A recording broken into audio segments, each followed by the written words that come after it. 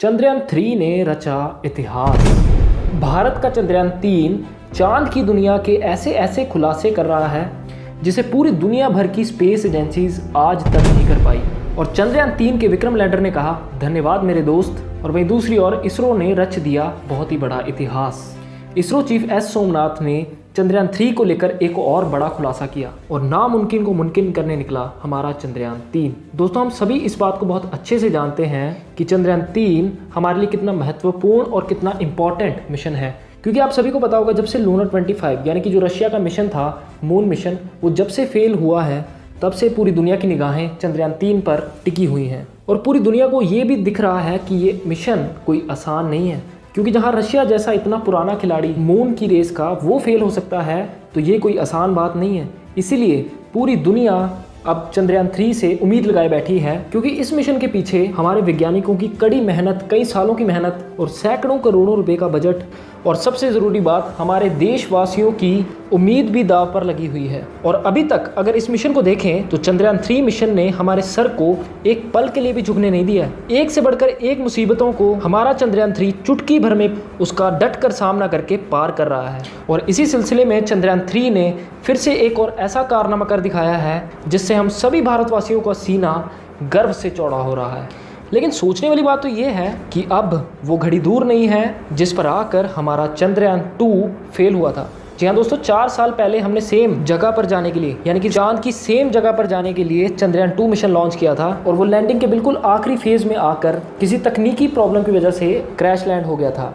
और भारत का चंद्रयान 3 भी अब उसी घड़ी में पहुंच चुका है। अब चंद्रयान 3 के लिए आगे की स्थिति बहुत ही ज़्यादा भयानक और बहुत ही ज़्यादा खतरनाक होने वाली है, जिससे कि वैज्ञानिकों को इस मुश्किल पड़ाव से सामना करते हुए चंद्रयान 3 की सफलतापूर्वक लैंडिंग करवानी है। और इसरो के चेयरमैन एस सोमनाथ जी ने लैंडिंग के बारे में अहम जानकारी देते हुए ये साफ कर दिया है कि अब आगे का सफ़र चंद्रयान 3 के लिए काफ़ी ज़्यादा मुश्किल भरा होने वाला है। और इसी के चलते इसरो के कमांड सेंटर में मौजूद सभी वैज्ञानिक बिना रुके 24 घंटे इस बड़े मिशन को सफल बनाने की कोशिश में जुट गए हैं। तो आखिर इसरो चीफ ने ऐसा क्या कह दिया जिसको लेकर सिर्फ वैज्ञानिकों की ही नहीं बल्कि आम लोगों की चिंता भी बढ़ गई है? चंद्रयान 3 ने ऐसा क्या कारनामा किया है कि दुनिया भर में लोग इसके सफल होने की प्रार्थना कर रहे हैं?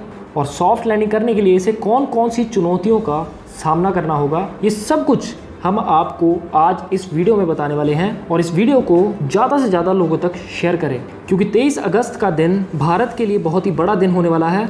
दोस्तों, इस समय चंद्रयान 3 चांद की सतह से बेहद करीब है और इसका आखिरी पड़ाव यानी कि लैंडिंग प्रोसीजर शुरू हो चुका है। और इस सब की शुरुआत 16 अगस्त को हुई, जब चंद्रयान 3 को चांद की 153 × 163 किलोमीटर वाले 5वें और आखिरी ऑर्बिट में एंटर करवाया गया। और उसके बाद ही अपना चक्कर पूरा करके अगले ही दिन यानी कि 17 अगस्त को इसके लैंडर और प्रोपल्शन मॉड्यूल को अलग किया गया। और ऐसा करने के लिए वैज्ञानिकों ने चंद्रयान 3 के अंदर एक छोटा सा विस्फोट किया, जिससे कि दोनों हिस्सों को जोड़ने वाला हुक जो था वो टूट गया। और स्प्रिंग से मौजूद धक्के के कारण जो लैंडर मॉड्यूल था वो प्रोपल्शन मॉड्यूल से अलग हो गया और उसे पीछे छोड़ गया। और इसी दौरान लैंडर मॉड्यूल ने प्रोपल्शन मॉड्यूल को मैसेज देते हुए कहा कि यहाँ तक के सफ़र के लिए शुक्रिया मेरे दोस्त। और इस तरह अलविदा कहकर ये अपने सफ़र पर निकल गया। और इसके बाद अगले 24 घंटों तक लैंडर और प्रोपल्शन मॉड्यूल एक ही कक्षा में एक दूसरे के आगे पीछे चक्कर काटते रहे। और फिर सही मौका देखकर 18 अगस्त को वैज्ञानिकों ने लैंडर की डी बूस्टिंग स्टार्ट कर दी। अब दोस्तों, डी बूस्टिंग में क्या किया जाता है कि जो चंद्रयान 3 की स्पीड होती है ना, उसे इस कदर कम किया जाता है कि वो अपने ऑर्बिट को, जिसमें वो रिवॉल्व कर रहा होता है चांद के इर्द गिर्द, उसको कम करता जाए और चांद की ओर बढ़ता जाए, जिससे कि वो धीरे धीरे चांद के नज़दीक आता जाए। और दोस्तों, डी बूस्टिंग का सीधा सीधा यही मतलब होता है कि अब लैंडिंग का जो प्रोसीजर है वो शुरू हो चुका है। और दोस्तों, ये इतनी करीब आ चुका है अब चांद के कि महज कुछ ही घंटों में अब ये चांद पर लैंड करने वाला है। और अभी की अगर बात करें तो चंद्रयान 3 का लैंडर यानी कि विक्रम लैंडर चांद की 130 किलोमीटर लंबी कक्षा में आगे बढ़ चुका है और समय का फ्री फॉल फेज चल रहा है, यानी कि ये चांद की गृहाविधि की मदद से चांद की तरफ नीचे आ रहा है। और इसरो के वैज्ञानिक पूरी तरह संचेत हैं और वो इस पर पल पल की नज़र रख रहे हैं और खबर भी ले रहे हैं। और असल में वैज्ञानिकों को ये अच्छे से पता है कि इस समय चंद्रयान 3 अपने सबसे ज़्यादा क्रिटिकल फेज से गुजर रहा है। और इसी को देखते हुए इसके सारे सेंसर्स, कैमरास, जितने भी इसके अंदर बाहर सब लगे हुए हैं, वो सारे के सारे एक्टिवेट कर दिए गए हैं, क्योंकि अब आखिरी इम्तिहान की घड़ी आ चुकी है। जिसका हम और हमारे प्यारे भारतवासी पिछले 40 दिनों से इंतजार कर रहे हैं। और इस समय चंद्रयान 3 अपने सबसे मुश्किल पड़ाव से गुजर रहा है। चंद्रयान 3 की वर्टिकल लैंडिंग करना, और वो भी चांद के साउथ पोल पर, जहां पर आज तक कोई भी देश नहीं गया है, ये कोई आसान बात नहीं है। अब जिन लोगों को नहीं पता उन्हें हम ये बता दें कि चंद्रयान 3 का जो लैंडर यानी कि विक्रम लैंडर चांद की सतह पर वर्टिकली लैंड करने वाला है। जी हाँ दोस्तों, मतलब कि सीधा लैंड करने वाला है, जो कि हॉरिजॉन्टल लैंडिंग की तुलना में काफ़ी ज़्यादा मुश्किल होता है।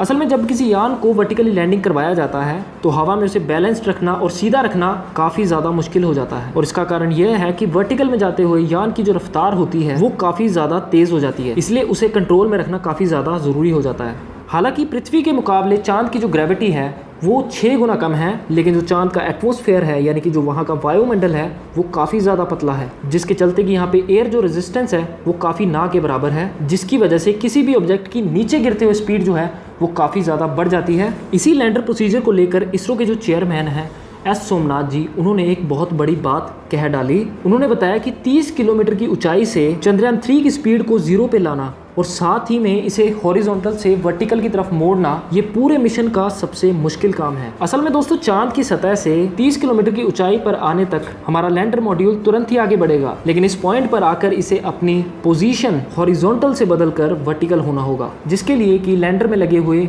रेट्रो बूस्टर्स को भी ऑन किया जाएगा। लेकिन दोस्तों, ये काम काफी ज्यादा कैलकुलेशन से भरा होने वाला है, क्योंकि बूस्टर को आवश्यकता के अनुसार जितनी जरूरत है, जितनी पावर की जरूरत है, उतनी ही मात्रा और उतनी ही देर तक अगर फायर नहीं किया गया तो लैंडर वर्टिकल नहीं हो पाएगा। और वहीं दूसरी ओर अगर गलती से लैंडर को जरूरत से ज्यादा फायर से पावर कर दिया गया तो लैंडर पूरा गोल गोल गोल गोल घूमने लगेगा और ऐसे टाइम पर ये अपना संतुलन खोकर सीधा क्रैश हो जाएगा, जैसा कि रशिया के लूना 25 के साथ हुआ।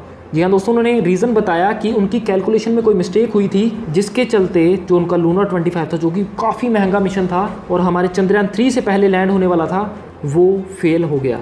और दोस्तों, चंद्रयान 3 के लिए भी मुश्किल यही खत्म नहीं होगी। अगर मान लो चंद्रयान 3 के लैंडर को सीधा खड़ा भी कर लिया गया, तब भी इसकी नीचे गिरने की स्पीड को कंट्रोल करना काफ़ी बेहद मुश्किल टास्क होगा, क्योंकि एक्यूरेट कैलकुलेशन करके इसकी स्पीड को कम करना है और कुछ इस तरह करना है कि चांद की सतह को टच करने से पहले ही इसकी स्पीड जो है वो बिल्कुल 0 हो जाए। और इन सब के दौरान लैंडिंग साइट को ढूंढना, एक अच्छी लैंडिंग साइट को ढूंढना जहाँ पर कोई गड्ढा वड्ढा ना हो, ज़मीन पूरी प्लेन हो, ये भी एक बहुत बड़ा टास्क है। और अगर कोई जगह ठीक नहीं है तो दूसरी जगह की तलाश करना, ये सब चीज़ें भी होती रहेंगी। इसलिए खुद इसरो के चीफ ने इसको मिशन का अभी तक का सबसे मुश्किल काम बताया है। और यही वजह है कि वैज्ञानिक दिन रात मेहनत करके चंद्रयान 3 के एक एक पल की मूव पे नज़र रखे पड़े हैं, ताकि कोई छोटी सी गलती होने पर भी तुरंत एक्शन लिया जा सके। दोस्तों, वैसे तो हम अपने वैज्ञानिक पर पूरा भरोसा करते हैं, क्योंकि जैसे कि उन्होंने पुरानी सारी बाधाओं को पार किया, वैसे ही वो इस बाधाओं को भी पार कर देंगे। क्योंकि एक तो हमारे वैज्ञानिक जो है ना, वो बहुत ही ज़्यादा काबिल हैं और बहुत ही ज़्यादा हार्ड वर्किंग है, इसमें तो कोई शक की बात नहीं है। और दूसरा सबसे बड़ा एडवांटेज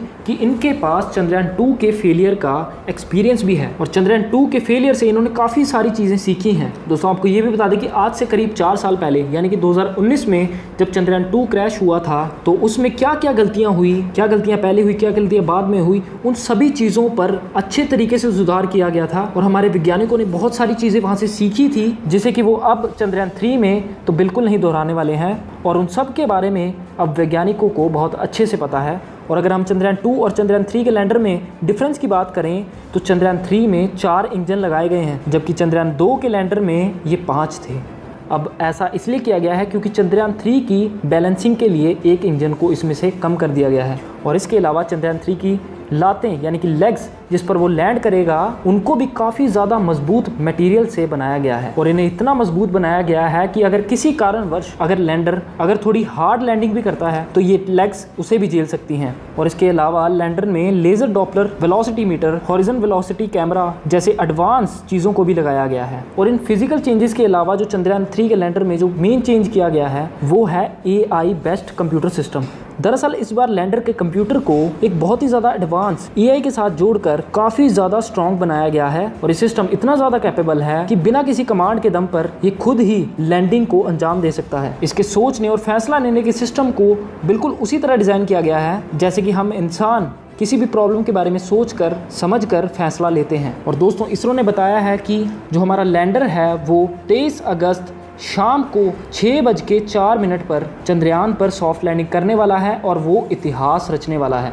और इस काम को सफल बनाने वाले इसरो के वैज्ञानिकों को कमेंट में हौसला ज़रूर देना और जय हिंद ज़रूर लिखना। अगर ये वीडियो आपको अच्छी लगी हो तो वीडियो को लाइक ज़रूर करना और वीडियो को ज़्यादा से ज़्यादा शेयर ज़रूर करना, और ऐसी जानकारी और लेने के लिए हमारे चैनल को सब्सक्राइब जरूर कर लेना। फिर मिलते हैं किसी और अच्छी सी वीडियो में, तब तक के लिए जय हिंद, वंदे मातरम।